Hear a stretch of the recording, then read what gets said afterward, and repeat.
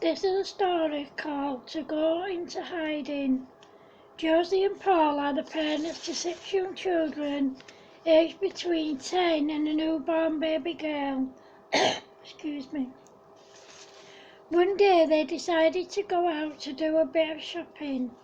However, as they arrive at the store and get the kids out of the car, all hell breaks loose. There are 2 men shouting at another man and his partner and telling them to hand over their money and jewellery. They refuse, so they grab their 6-year-old daughter, but she manages to wriggle free. As they attempt to get in their car, the men shoot them. Josie and Paul are hiding with their kids and they phone the police. Just as they do so, they decide to try and get the kids safely in the car, but the men see them and try and shoot them. Thankfully, no one was hurt and they managed to get away and run inside. They alert staff, who've also called the police after hearing the gunshots. The staff are told over the phone to put the whole store on lockdown to prevent anyone else getting hurt. When the police arrive, the little girl is injured but her parents have been killed. She is rushed to hospital and her parents' bodies are taken away. It turns out that Josie and Paul know them because their 6-year-old daughter Savannah is friends with their little girl Millie. Josie and Paul give the police a description of the men, and so did some of their kids.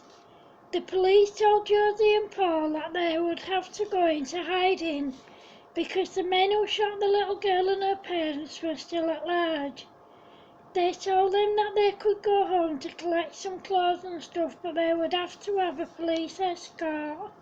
However, what they didn't realise was that the men who the police were looking for were following them. As one of the officers got out of the police car, one of the men shot at him, but thankfully he missed. One of his colleagues got on the radio and called for backup, and then he went after them. Unfortunately, the men got away and the police made sure that Josie and Paul got in and out of the house safely. Then they took them to the police station where the kids were being looked after. They were forced to hand in their mobile phones and given a new temporary ID, and then they were taken to their new temporary home. As you can imagine, they were very scared and they were all upset about having to leave their old lives behind, even though it was only a temporary arrangement. However, after they'd been in hiding for 6 weeks, they heard that the men had struck again. They robbed a store at gunpoint and the police caught them and arrested them, but unfortunately they managed to escape and go on the run. About 3 months later, the same men were seen in another part of the country. By the time the police got to where they were staying, they'd disappeared again. Then the police had received information that the men were staying in a squat and they made their way there. Excuse me.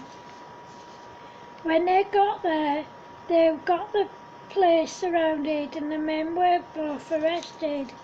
However, when they were being escorted to the police van, they managed to wriggle out of the handcuffs and escape. Unfortunately, the police couldn't find them. They went on the run again, but not long after they were seen again. 3 police vans went to where they'd been spotted and they were arrested. They tried to escape again, but there was about 10 officers and only 2 of them, and they didn't stand a chance. They were taken to the police station and charged with murder, attempted murder and robbery. The next day they were up in court and they were sent to prison on remand. However, when they were being escorted to the prison van, one of them elbowed one of the police officers and knocked him out and they managed to escape. This time though, they left the country by boat. When Josie and Paul found out that the men had escaped again, they couldn't believe it. It meant that they had to stay in police protection until the men were caught. A few days after they escaped, the men were spotted in Spain. By the time the Spanish police received the information, the men had disappeared again. However, after that day, they literally disappeared off the face of the earth, and no one could find them anywhere. Josie and Paul and their 6 kids were still in police protection. A few weeks after they were spotted in Spain, they were spotted again in Greece. However, once again they slipped through the net and disappeared. The police suspected that there was an insider reporting to the men and let them know everything that was going on, and they needed to find out who it was. After the men were spotted in Greece, they were spotted in France. By this time the police had discovered who was telling the men everything. He was arrested, kicked off the force and sent to jail. After that, the man was spotted in France by an off-duty police officer who phoned the station that he worked at and let them know. The off-duty officer managed to make polite conversation with the men and to keep them talking until his colleagues arrived. When they did arrive, the men were arrested and brought back to England. They were kept in prison on remand until their trial. During the trial, they were handcuffed to prison officers so that they couldn't escape. Josie and Paul were required to give evidence in court, and so were the kids. The trial went on for 4 weeks, and eventually the men were found guilty and given life imprisonment. Josie, Paul and their kids were able to go back home and back to their normal lives. The kids were able to go back to school. Little Millie was now living with her auntie and uncle, and they lived next door to Josie and Paul. Their daughter Savannah and Millie became best friends. As the kids grew up, they all knew what they wanted to do. The oldest, Alyssa, wanted to be a doctor. The second oldest, Evie, wanted to join the police force. Their twin sons, George and Harry, both wanted to be firefighters. Savannah wanted to be a primary school teacher, and the youngest, Tyler, wanted to be a nurse. They all followed their career paths, and every one of them had kids. However, the men who had murdered Millie's parents were being transferred to a new jail. They somehow managed to escape after serving almost 15 years of their life sentence.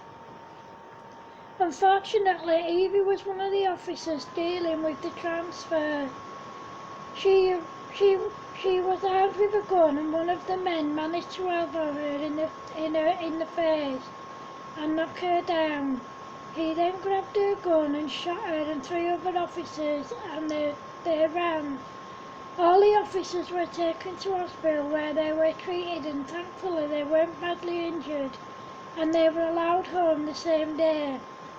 The men didn't get very far as they were caught and rearrested about 10 minutes after they escaped. They went back to prison to finish their sentence, where they eventually died. Josie and Paul now have 16 grandchildren and 3 on the way. The end. Thanks for watching, guys. Hope you like it. Love yous. Bye.